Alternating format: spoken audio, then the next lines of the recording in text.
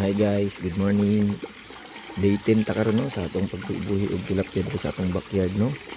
So, nara ulan kay kagabi Nara atong mga isda guys, dagko na din sila guys. Nagbahog ko karon na primer. So, gahapon guys, nanginlo ko. Gamay na natong tubig. Karon hapit na pud mapuno. Kay grabe nga ulan gabi guys. Nara atong mga isda guys, so anad na gid kay sila guys, basta moduol ko. Muduol po sila, mangtunga.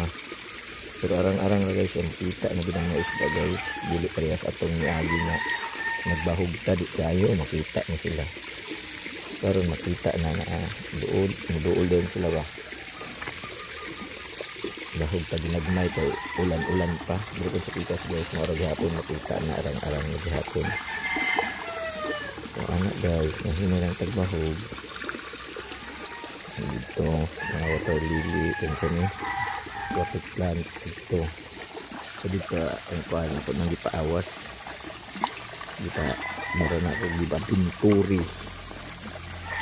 ako ng pangpan guys no, kaya para mas makita sila sa itsara. Oops.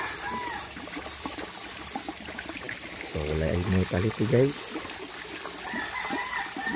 Kaya nakita na mortality isip isa pinisog kaya itong mga isda guys.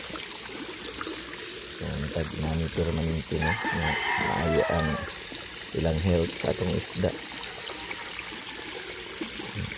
Ano guys, bahog lang ito guys.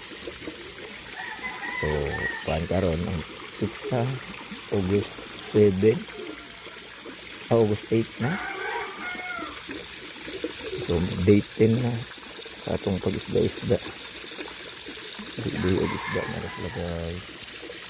Dagko na buyog na. So mara na ang update guys no. So salamat. Bye bye.